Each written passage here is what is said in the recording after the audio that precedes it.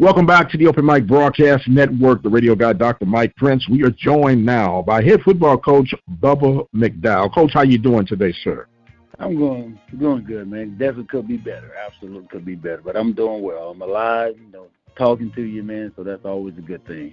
Yes, sir. Rough week on Friday. And before we jump into it, Coach, I've been saying, yeah, this was disappointing loss, but we got to give some credit to Pine Bluff for executing. Would you agree with that? No, absolutely. And as I told Coach Hamlet in the game, I said, man, even at the congratulate him again on the head coach's conference call on Monday. They did a wonderful job, man. Him and his staff are putting guys in position to make plays, putting their top guys in position to make plays. And we knew going into that game, Mike, number 11, Giovanni, Mackay, quarterback, those are the two big dudes, man, along with Ross, the running back, but Ross didn't even play. So, it was about stopping those two guys the whole game, making somebody else beat you, man. And, shoot, they did an excellent job. Shoot, they had Giovanni outside. They had him inside. They had him at tight end spot. They had him motioning. And, the last time I see something like that, man, where it was really successful, was Shanahan was with the Texans, and he used to use Andre Johnson like that, and I was on the sideline looking at him, draw up plays for Andre to get in position to make plays, and that's what good coaches do, man. Okay, well, let me ask you this to play devil's advocate. What's missing from us, Prairie View, setting our key players up in that same position?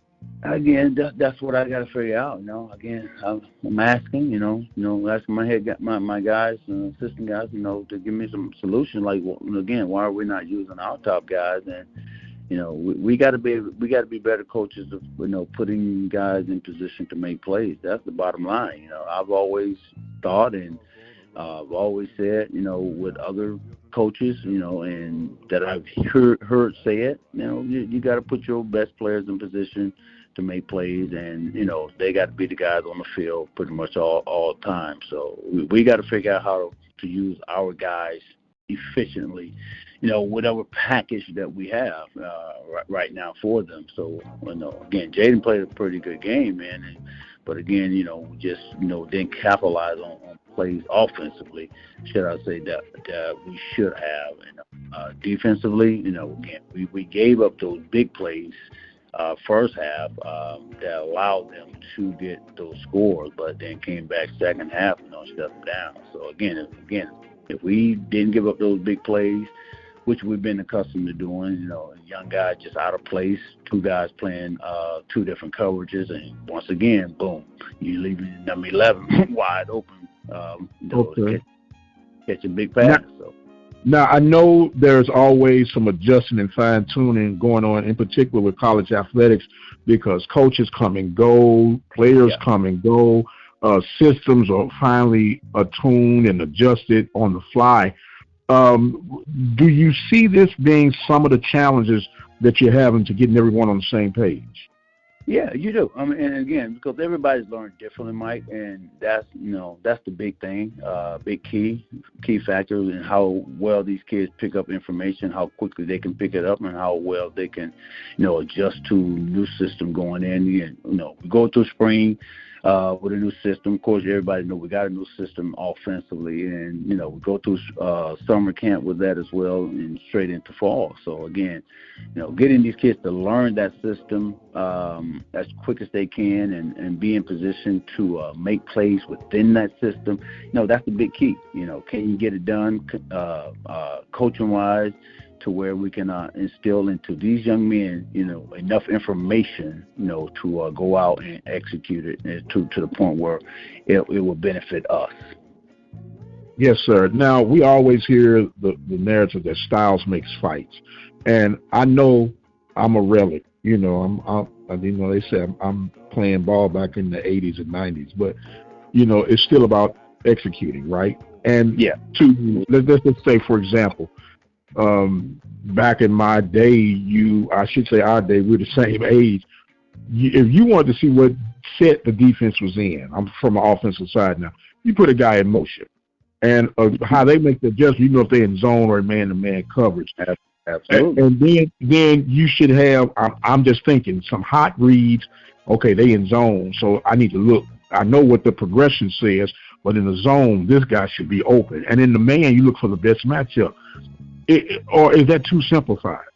Matchup. This game ain't changed, as you know. I know. Like I said, you and I are the same age. It ain't changed since you and I started watching the game, started playing the game, started analyzing, coaching the game. It hasn't changed. It's all about matchup. You know, you're always going to have a game, or the game is always going to be played versus matchup again. Because again, you're not very rarely you're going to have 3 or 4 guys on offense or defense. You know, most on defense, it's very possible. Offense, I mean, again, to have 4 or 5 guys on there that you got a game plan against, is very rare. But 2, 1, yes. But now, again, it's all about when you're watching film all week long and you're getting tendencies and you're trying to break down these tendencies of the teams, you're going to find a matchup problem. And that's where you as a coach, you got to be able to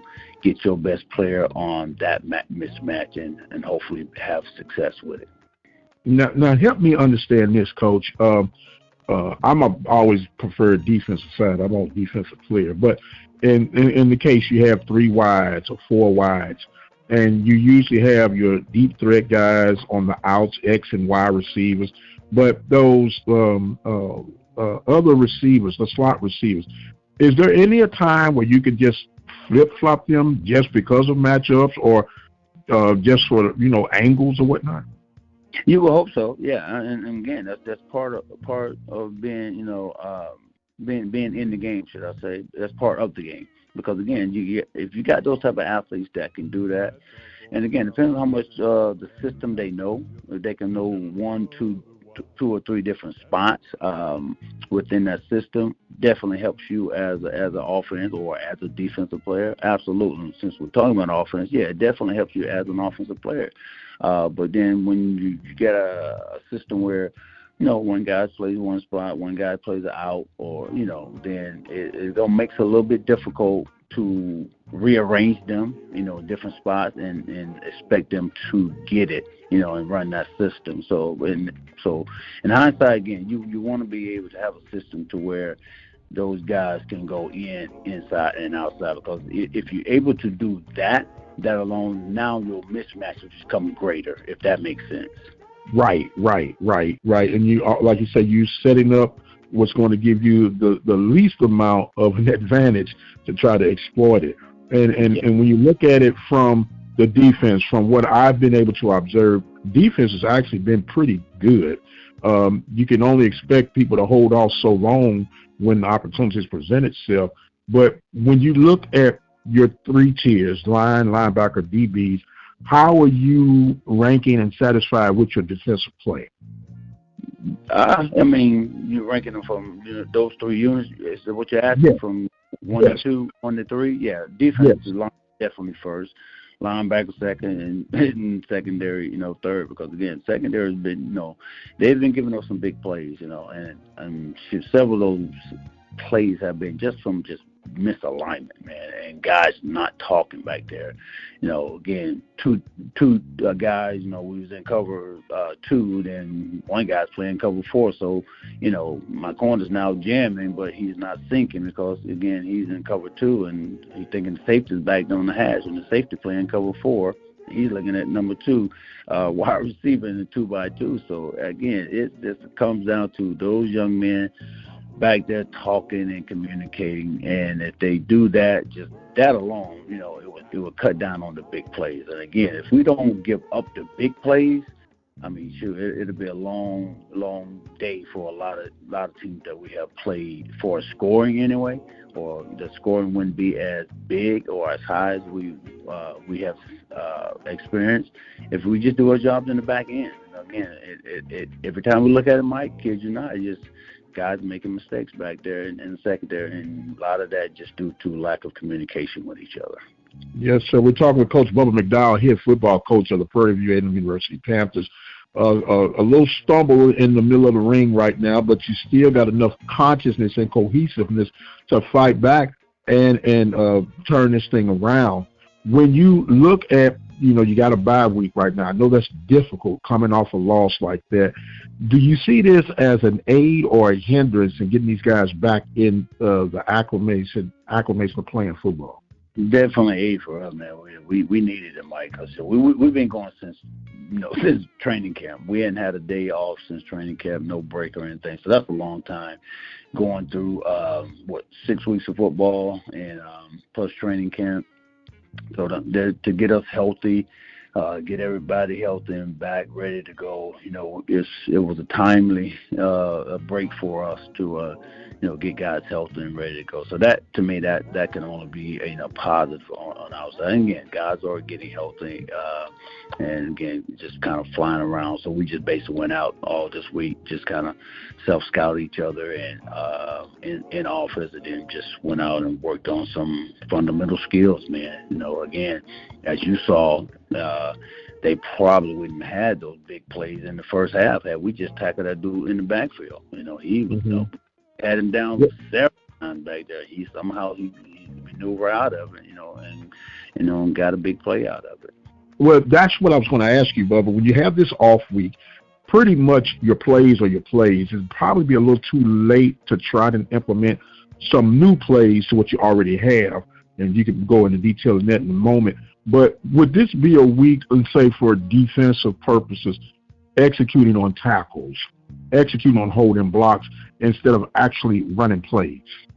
Yeah. Again, Mike, tackling is tackling. I mean, you can't teach it no other way than to get out there and during training camp time and you do angle drills, you do dummies with the roll dummies.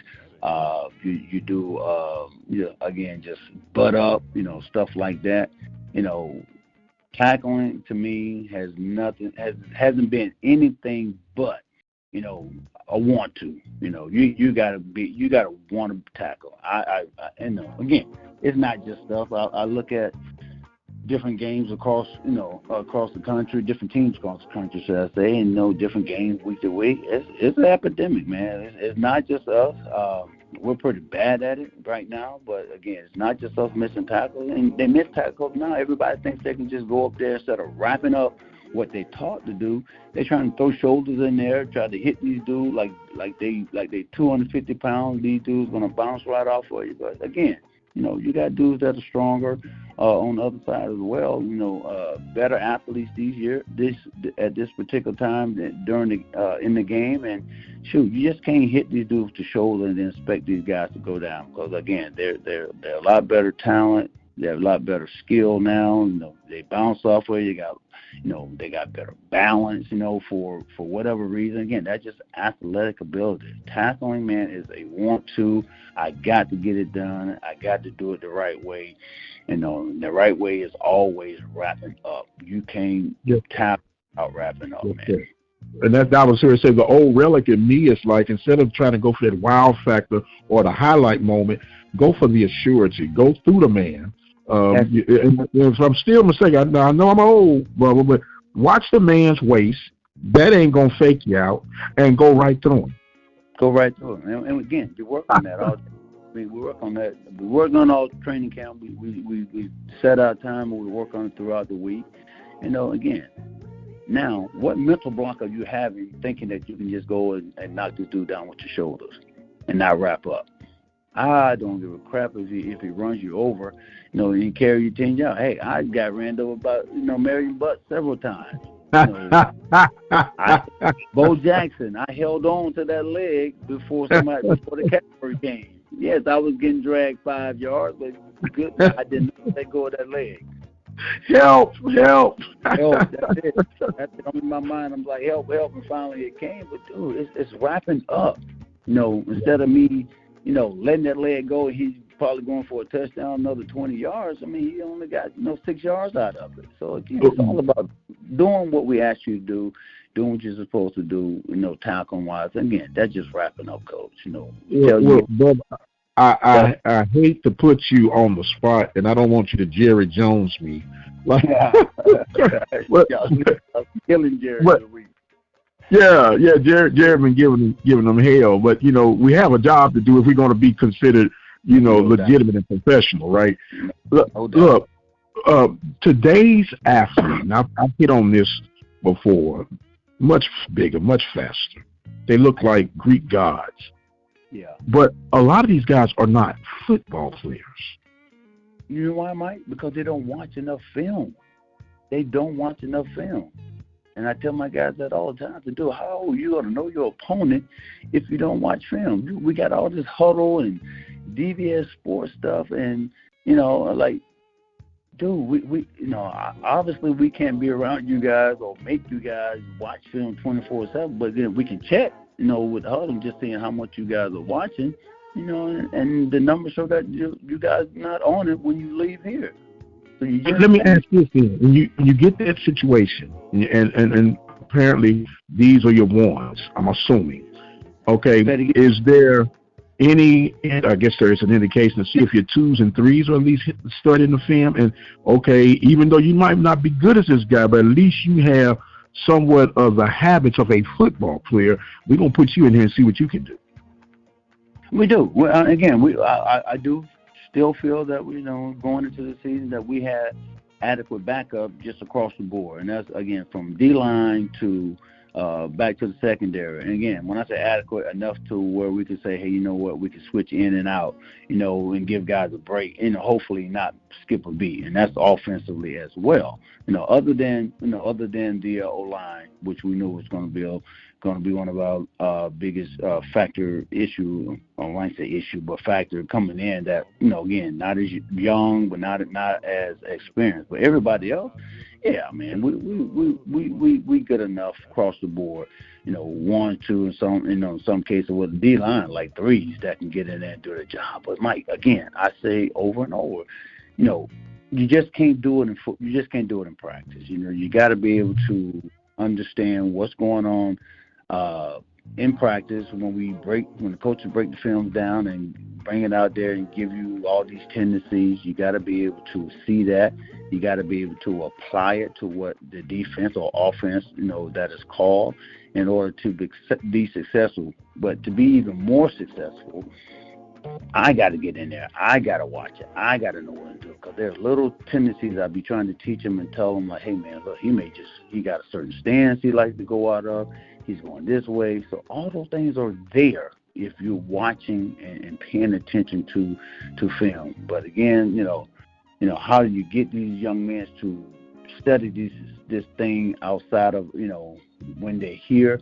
That's across the board. And I've talked with some of my dudes in Georgia, talked to Willie about it as well, man. It's been that type of thing, just getting these guys, young men to watch more and more film. Again, I was like that, until I got with Nick. Nick, like, shoot, man, hey, you're not going to be as good as you can be. You can start as a rookie, if you want to. But, again, you got to get in here and watch film. And sure, it was until, mid-season when I figured that out. He saved my career, man, like, the Chicago game. I remember that. And, shoot, right then, that's when I started watching film, getting better. And sure enough, boy, you can pick up tendencies, how guys stand, how they break, are they too heavy on their hands, are they light on their hands when they going to pull. It's all kinds of tendencies when you watch it, man. That's, the new generation, that's where you got to get these guys to, because they think because they're so athletic and big, as you alluded to earlier, that they can just go out and just play just all pure athletic ability. You still got to do some type of thinking, guys. Yes, sir. Yes, sir. And what separates, a lot of people get confused. You could be a very good athlete, but a marginal football player, due to what you put in to match up with those gifts and talents. So I do get it. I often think about Mike Vick. He can record for saying, as much as this man did and changed the NFL to the quarterback style that we're used to seeing today, he said he could have done a whole lot more studying film and becoming a better film junkie, becoming a better ball player. Everybody tell, and that's what we trying to get some of these young men to understand. Like, dude, we've been there. We said it to our. We've been a part of that, so we're trying to teach it to you, so you don't make those same mistakes that we made. Like, and you said it earlier. You just said, like, what you put in it is what you're gonna get out of it. Yes, sir. Yes, sir. Well, Coach, I appreciate you standing tall, on a tough loss like that. You got a bye week. Man, what are you going to do with this extra time on your hand, man? How do you handle going into a bye week? Again, we're just getting back to the fundamentals, doing a lot more. Because I'm a big rep guy, and that's what I told coaches when I went in there and our staff meeting earlier in the week. So, dude, I want to see more reps. I want to see these guys dropping due to the landmarks. I want to, I want to be able to see that they know what they're doing. I want to be able to hear them out there communicating, constantly, not every other time. So we're just kind of doing that deal, getting back to the fundamentals and, and still breaking down, Texas Commerce a little bit as well. And we'll get into it more heavy next week. So, me personally, I got to, just head to Florida real quick for a funeral, and then I'm back on Sunday, to meet with the players and let them know, man, this is it. We got to go into this week, better than we done the first week, better than we did the second week, better than we did the third, fourth, fifth week, because again, we got to, it's homecoming. We ain't won a game on campus yet, so we gotta figure out somehow, some way, to get that negativity off of us, and win this game, this homecoming game. And yes, sir. It can be done, sir. We got confidence you're gonna get it done. Now, we do wish you safe travels and sorry for your loss. No, and we'll try to get together next week. Lord say the same when the creek don't rise, and go into more focused detail of Texas Commerce. That sound like a plan, my man? Sounds like a plan. Okay, look, I want to give you some closing thoughts and comments before we shut down, sir. Yeah, I know everybody's a little disappointed where we are right now. Again, we got six more, weeks to get some things done. Again, mathematically, we still not quite out of, but of course, we got to have help, from other guys as well. Again, just appreciate, you guys continue to give these young men the support that you give to them. And like I said, it's homecoming week. We need all you got, everybody out there. We know we're gonna do it like we always do it anyway. But again, the more the merrier. Again, these young men always look to see a big crowd there in those stands, and I truly believe that it really gets them going. I truly believe also that they know what is at stake right now, and they know what they need to do to get back on the winning track, man. Again, we always say one game at a time, and what better time to start, again, that 1-0 against Texas Commerce during homecoming. Yes, sir. Well, we'll be there. You can listen live to the Panthers on the Open Mic Broadcast Network at obnradio.com. Coach Bubba Mcdowell, the Purdue A&M University Panthers. I am the radio guy, Dr. Mike Prince. Reminding you that you can follow me on Twitter X at The Mike Prince Show. Subscribe to our YouTube channel at the Open Mic Broadcast Network. Time where I must exit stage left. So until the next time, you guys be blessed, and we'll see you on the other side.